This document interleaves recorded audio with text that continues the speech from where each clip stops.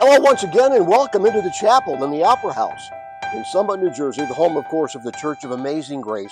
We're so glad that you joined us here as we are really in the heart of the holiday season.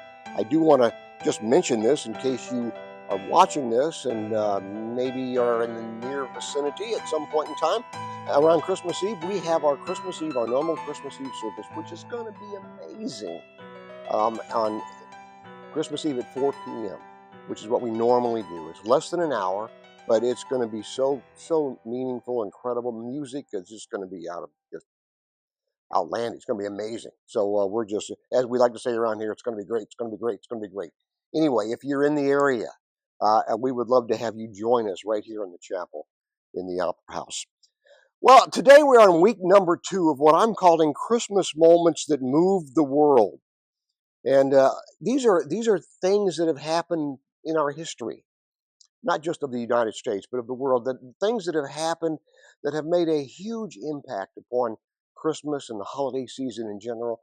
Today is just, to me, it's just a phenomenal story. I call it the story that changed Christmas, and that, of course, is A Christmas Carol. We're going to talk about that, and it's just remarkable how biblically referenced it is, and and all that goes along with that. First of all, the author, his name, of course, is Charles Dickens. Not didn't live a long life, 1812 to 1870. Um, 58 years old at that time. That was um, not too unusual, but most people, the average was a little more than that. I mean, at that particular time in life, he, of course, was an English novelist, a journalist, short story writer, social critic. Created some of literature's best known fictional characters, is regarded by many as the greatest novelist of the Victorian era. When you think about Charles Dickens, and I'm going to say this a couple of times, he was a very flawed human being, but he was also a believer in Jesus. He was a Christian, and Anglican was his church, although he had his whole life, he had fights, quote unquote, problems, I'll put it that way, with the church. And who hasn't? Heck, I've been a pastor for over 40 years, and I've had my issues with, quote unquote, the church, and I've done my best. So many people say, I don't like organized religion, and my answer is, I've done my best to keep it unorganized.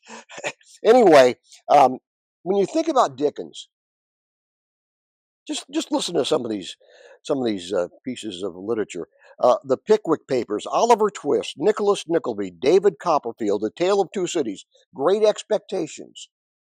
These are amazing. I mean, all of those, by the way, have been made into movies at some time or other.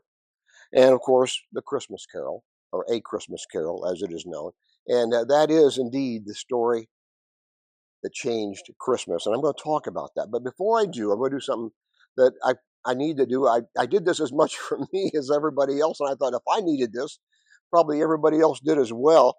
I'm going to call it a brief summary of the Christmas Carol. It's very brief. And I started, I digress for just a moment. I started writing this.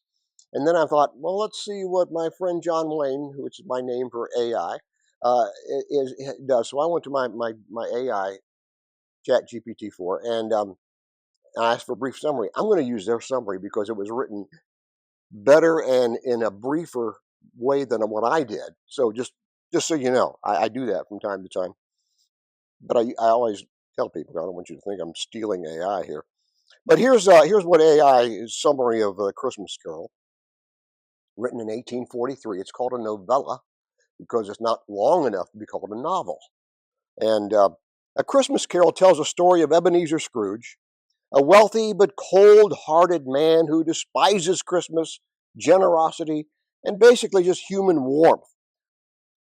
On Christmas Eve, Scrooge is visited by the spirit of his former business partner, Jacob Marley, who warns him that a life lived without compassion leads to eternal regret. Marley tells Scrooge he will be visited by 3 spirits, and these visits are his last hope. And of course, his former business partner has long since passed away, and that's what's happening here. So here we go. The spirit of Christmas past shows Scrooge's childhood, lonely moments, broken dreams, and the loss of love that hardened his heart. The spirit of Christmas present reveals the joy Scrooge is missing, especially in the humble home of his clerk, Bob Cratchit, and the fragile hope that they found in Tiny Tim. Tiny Tim is Bob Cratchit's son. If you don't remember, he is crippled and handicapped, I guess I should say, and he sees the hope that even they have in that disadvantaged home, the hope that they have at Christmas time. And the spirit of Christmas yet to come, future, shows Scrooge a lonely grave and a future where no one warns him. Into the story, broken and humble, Scrooge awakens a Christmas morning a changed man, generous, joyful, and determined to live differently. The story ends with redemption, proving that no heart is too hard, no life too far gone, and no season too late for grace. And that's the story right there as you look at it. A couple of real quick things I want to point out to you, though, about that story, as impactful as it was, and that is Merry Christmas, which is in the story, became a prominent phrase popularized following the appearance of the story. And I think we all know this, but the term Scrooge became a synonym for a miser, and his exclamation of bah humbug, a dismissal of the festive spirit, also became a well-known phrase, even in culture to this day. You still hear it to this day. I've said it, not about Christmas, but about things that maybe a team or something that I don't like. Ah, bah humbug. You know. One quick note, though, that I want to just mention, because some may wonder, they lived around the same time. William Wilberforce lived in the 1800s, and he is responsible for passing or actually originating and having it pass what was called the Slavery Abolition Act, which happened in 1833, which barred slavery in the United Kingdom. It would take another 20 some years for that to carry over the ocean to us here in this country. But William Wilberforce was responsible for that, he and a number of his associates. So the question would be, did Wilberforce have influence upon Dickens? And I put that and started researching that and where I could. And their lives overlap for only 20 years. Dickens was born in 1812. Wilberforce died in 1833. By the way, just a few weeks after the Slavery Abolition Act was passed.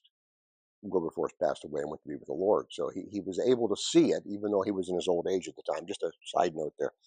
But Wilberforce's influence shaped the moral climate that helped produce Dickens' vision of compassion, justice, and social reform. Many historians frequently observe that Wilberforce transformed law, Dickens transformed the culture. And we need to say this, while Dickens and Wilberforce never met, Dickens grew up in a nation being transformed by Wilberforce's moral vision. Wilberforce taught Britain that compassion is a Christian duty. Dickens took that message and he carried it further, telling stories that made people feel what Wilberforce had preached. Again, if Wilberforce changed laws, Dickens changed hearts. In fact, Dickens did have this quote in some of his writings: I have always thought of Christmas time as a good time, a kind, forgiving, charitable, pleasant time. Charles Dickens. So there you have it. That's just a little side note to all this whole thing going on here on this story that changed Christmas. And indeed, I'm going to show you that, and I'm going to show you just three thoughts, and you'll see them here as we talk about the story that changed Christmas. The first one is really simple, and that is pain often produces a positive platform, pulpit, whatever you want to call it, for us to be able to proclaim things. Or you say proclaiming. I keep my alliteration going that way, right? Pain often produces some positivity in that regard. I want to show you that because Charles Dickens did not just imagine poverty; he lived it. He lived it, and this is part what you need to understand about this guy. At 12 years old, his father was imprisoned for debt. They had what they called the debtor's prison at that time. By the way, just a side note, one of the brilliant things that President Washington did as our first president of the United States was he did away from the debtor's prison, which was what was known to the colonials at that time because that's what they came from in England. And what would happen? A guy would get in debt, then he would get put in prison and his family in what they call debtor's prison, which is really kind of stupid because how's he going to pay his debts if he's in prison? He would work it off.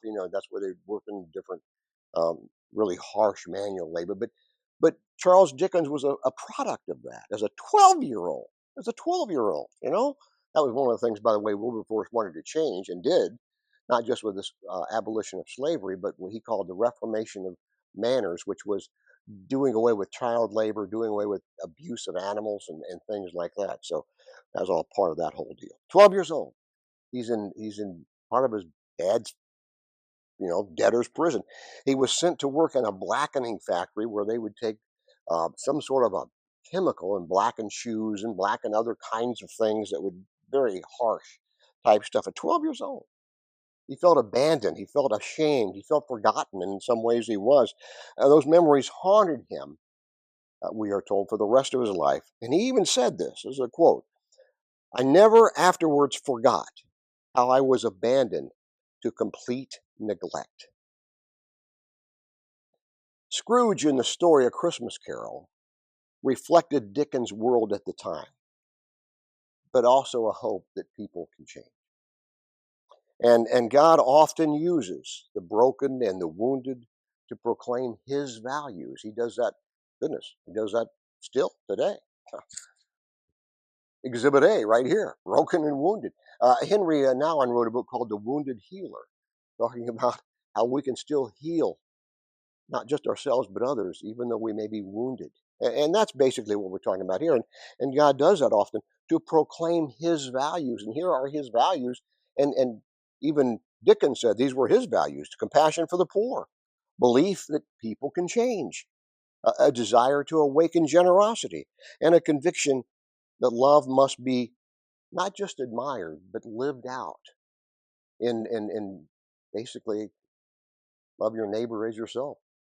Very, very much a value of the Bible. Or our Lord himself put it this way in Matthew chapter 25. Then the king will say to those on his right, enter, you who are blessed by the Father.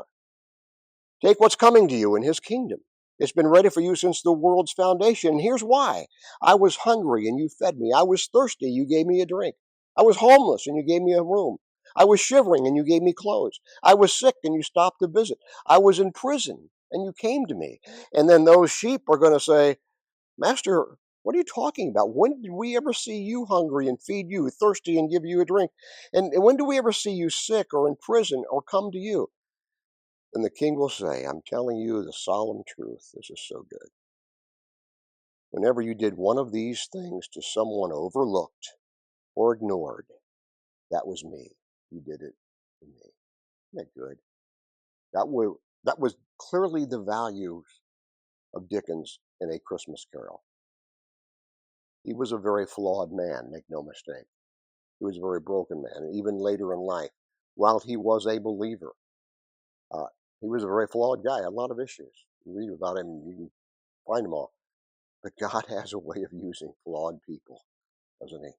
Proclaim his truth and his values. So that's the first thing. The story that changed Christmas. Pain produces positivity. And certainly Mr. Dickens went through an awful lot of pain. Let me show you the second thing. And that is the story itself that changed culture. Let's just jump into this real quick, because 1843, he's going through a personal crisis. He was angry at social injustice. I'm not going to lie to you. Everybody knows this. I think if you read his biography, his finances were strained. He had already had a couple of successful pieces of the literature, keep a couple of books, but he also had, again, flawed guy. He spent more than what he took in. And in those days, as in these days, to be a writer is not usually, unless you're John Grisham or something, is not usually the easiest thing to do to make a living, unless, as I said, you're one of those few successful. His finances were strained. He was really pushing up against it. He had given recently a fiery speech in Manchester, England, on behalf of poor children. That was still on his heart, because he had experienced that. And he was going to write, according to history, a political pamphlet about that, but he changed his mind, and A Christmas Carol was written instead, and it was written in just 6 weeks. Just 6 weeks. He wrote this thing, which is remarkable. He said that he would walk the streets of London late at night, acting out the scenes, and he said he would laugh, he would cry, and then he would laugh again. He would say that later on, talking about it. He finished it by candlelight, which is not unusual at that time, under intense emotional strain, and that book was self-published, which was very unusual at the time. On December the 19th, 1843. You know what's remarkable about that? Think about it. December the 19th. We got 6 days. All right. 6 days. I get it right here. 6 days until Christmas. And you know what happened? By Christmas week, the printers had worked overtime. It was everywhere. I mean, the printers are going to work overtime because they're selling, and not that many things sold like this. So, pretty remarkable stuff when you think about it. It was everywhere in that regard, in terms of that. So, real quickly, let me talk about some of the cultural impacts that this had because they were very biblically valued impacts. Let me just show you a couple of them. It revived Christmas generosity, popularized a family-centered Christmas. It reinforced caring for the poor and the lonely. It helped normalize Christmas as a public holiday, and within weeks, uh, pretty important, it increased charitable giving. We are told throughout history, and if factory owners started the following year giving workers Christmas Day off. Can you imagine that? That wasn't even a thing back then. That's just how dark the culture was. And public sentiment toward the poor softened. And we have things then developing like the Salvation Army and some things that really would help people. It popularized some concepts like charity, merriment, goodwill, hospitality, all those things. It popularized. And the greatest gift, this is interesting. Watch this with me, would you? The greatest gift, it's a short story written in 1943, 100 years later, almost. A short story by a guy named Philip Van Doren Stern. He said it was loosely based, the author, Stern, said that his little short story, The Greatest Gift, was loosely based on the Charles Dickens 1843 novella, A Christmas Carol. You say, why would you mention that, Rich? Maybe you know. Because that little short story would inspire something else. Just a couple years later, that became the basis for the film It's a Wonderful Life, which was filmed in 1946. And of course, now we are told, if you read all the different publications, it is one of the, if not the most popular Christmas time movie, even to this day, based on another story from 1843. A remarkable, a Christmas, a Christmas, maybe a Christmas miracle, I don't know. But all of that points to these values. Isn't that exactly epitomizing what our Lord says in Matthew chapter 5? You are the salt of the earth. But what good is salt if it has lost its flavor? Can you make it salty again? It will be thrown out, trampled underfoot as worthless. You're the light of the world, like a city on a hilltop that cannot be hidden. No one lights a lamp and then puts it under a basket. Instead, a lamp is placed on a stand, and where it gives light to everyone in the house. In the same way, let your good deeds shine out for all to see, so that everyone will praise your Heavenly Father. That's the story of a Christmas carol written by a very flawed and broken, but believer in Jesus. Hard times he had with the church, but he believed in Jesus and trusted him. Isn't that an amazing story? Story that changed Christmas. Pain produces some positivity. Story that changed the culture. And last thing I want you to see is a redemption that was emphasized by the message of Christ or Christmas. I'm going to say it that way. It's a redemption that was emphasized by that. And let me just show you this. Let me show you three real quick things that correlate with the spirit of Christmas past, the spirit of Christmas present, the spirit of Christmas yet to come. The first one is reflect on our past. This is a very biblical concept. Reflect on our past with thanksgiving. 1 Thessalonians, be thankful in all circumstances, for this is God's will for you who belong to Christ. Be thankful. What you've been through, your fault, somebody else's fault, nobody's fault, good stuff, bad stuff, be thankful for God's working in your heart and working in your life. It's an important issue for us all, isn't it? Second thing, when we talk about, yeah, reflect on the past, the spirit of Christmas past. Live in the present with an awareness. Live in the present with an awareness. Um, Again, Ephesians, back to the Bible. So be careful how you live. Don't live like fools, but like those who are don't live like fools who are, but like those who are wise. Make the most of every opportunity in these evil days. Don't, here you go, don't act thoughtlessly. I've done that. You've done that. Just don't do that anymore. All right? Don't act thoughtlessly, but understand what the Lord wants you to do. Live in the present with an awareness of what's going on. That's a spirit of Christmas present. And then we have the spirit of Christmas yet to come, which appeared to Scrooge. And we look to our future with hopefulness. I love this verse from Jeremiah. For I know the plans I have for you, declares the Lord. This is to his people, me and you. Plans for welfare, not for evil, to give you a future and a hope. That's our future. That's the spirit of Christmas yet to come, speaking to us as well. The story that changed Christmas. Yeah, Paine did produce an incredibly positive platform, and the story changed our culture, and we see redemption that is emphasized by the message of Christ or the Christmas message, one and the same. I leave you with these two verses from Ezekiel, which I think wraps up this whole thing beautifully. It comes from the Old Testament, again, God talking to his people. In that case, it was the children of Israel. In our case, the application is to me and you as current believers in Jesus. And it goes like this. Watch this. I will give you a new heart. I will put a new spirit in you. I will take out your stony, stubborn Scrooge heart, obviously my words, and give you a tender, responsive heart. And I will put my spirit in you so that you will follow my decrees and be careful to obey my regulations. Is that great or what? I will give you a new heart and I will put a new spirit in you. May God add his blessings to the truth that we've seen here, and may he give us that spirit that will follow him and that will bring joy to the world and to our world wherever we might be. Thank you. Thank you for watching this. May God bless you and may he continue to bless you really, really well.